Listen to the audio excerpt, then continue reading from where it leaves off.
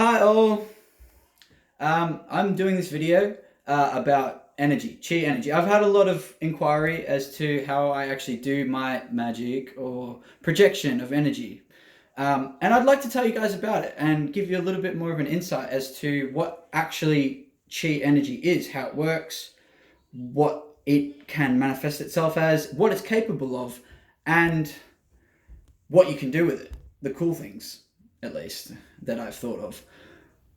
Alright, so chi can manifest itself, or bioelectricity, for example, can manifest itself as heat, fire, electricity, water, ice, wind is another big one, and can also manifest itself as a magnetic frequency or magnetic gravitational magnetic pull. So you can alter something's weight or perceived gravitational value by imagining that it's a lot lighter than it would actually be.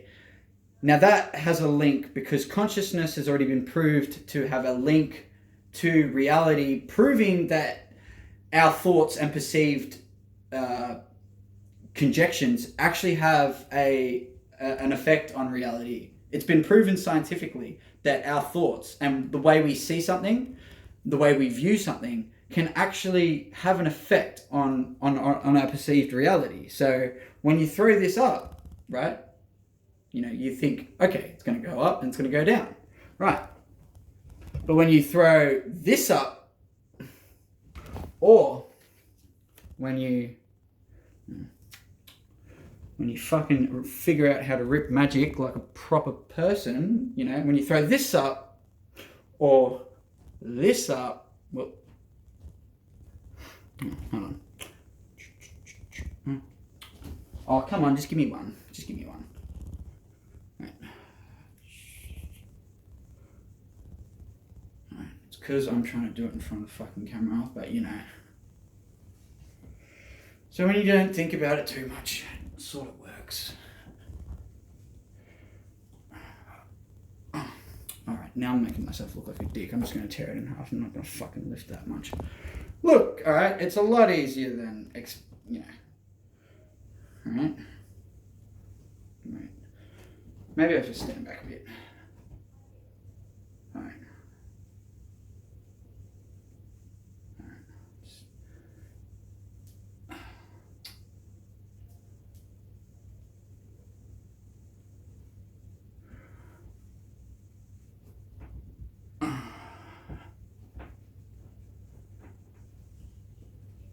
Alright. Magic's a lot harder. Alright, I made myself look like a dickhead a little bit for that. But you know what? You guys are going to fucking wig it when you see the feather, so fuck it. Alright, so another example. Alright.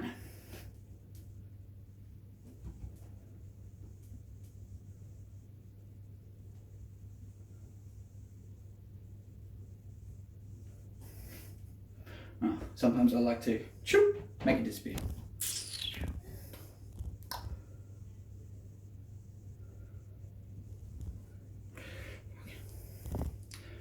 So, I mean,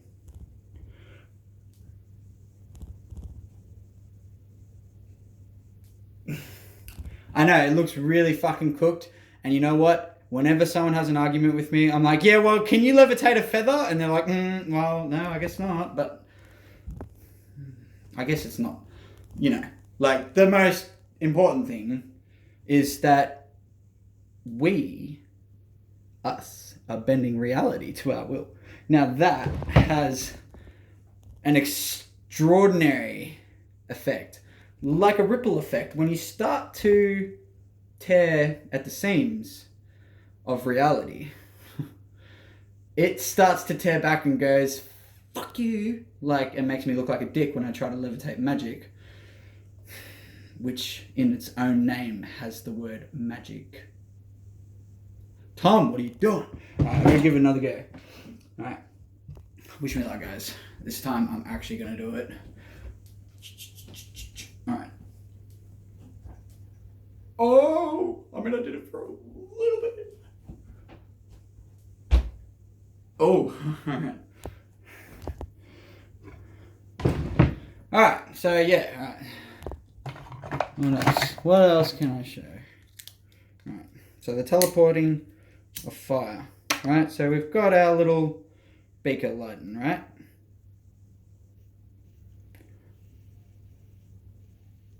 So, see? Oh, yeah. Oh. Nothing.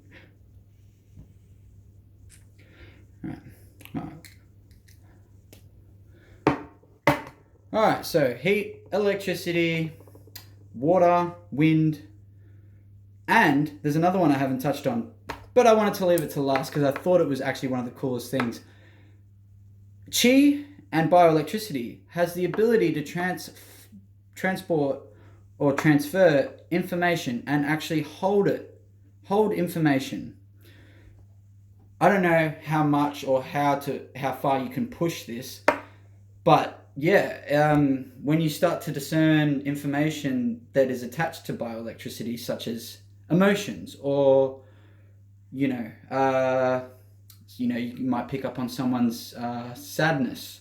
They might have gone through a terrible family ordeal, and you've just happened to walk into the room, and all of a sudden you're like, "Whoa! I can feel that energy." Yeah. So we all have an aura around us that some have bigger than others, some are more powerful than others. Either which way, this aura or electricity or bioelectricity, this energy that we have that surrounds our persons, is constantly discerning information and energy that is coming into contact with our being. Because we are not only physical, but we're metaphysical as well. So metaphysicality, in a sense, dude, I don't know if you've had it where you bumped into something and then all of a sudden it feels like your arm's gone through the fucking wall and you're like, well, that didn't feel right, but cool. At least I didn't get a sore shoulder. Dude, we are going through an incredible pivotal point in our human history. This is going to be the time where we look back and say, I remember that change. And I remember that guy, that crazy dude that made the magic levitate and the feather. I remember him and his positivity, and that was the day that we all started to believe that magic was real. And you know what? It brings a light back into people's eyes. It's almost like a spark when you see it and you're like, they see what you're doing and they're like, fuck, that's not, how the fuck, what? You can see that spark in their eyes, like, I want to know more. This is cool. I really like this. This is awesome. This is what my passion has been. I wanted to follow, learn, and just develop more and more so I can teach and I can spread that excitement, that spark back into the world. I think that's a very important thing that we led astray because we allowed technology to sort of swayed us to be a lot more brainless in a sense. We don't have to think as much anymore. And this is only going to get worse as technology develops, especially considering that I'm also developing psionic technologies that actually interact with our brain on a level, on a telekinetic level or telepathic level of transferring information. Now, you factor in technologies like this, right? You become dependent upon them and then you start to lose that sense of magic that comes from within yourself.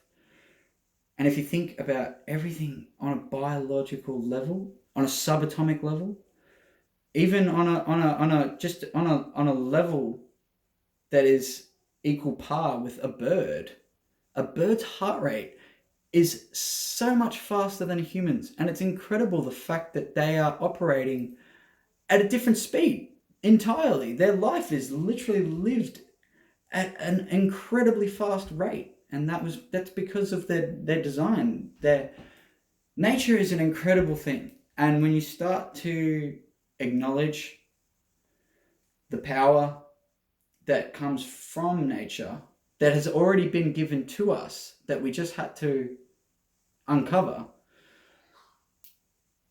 it starts to allow a lot more imagination to flow through. The future is only something that is imagined, right? And you can't have a future unless you can imagine what that future might look like.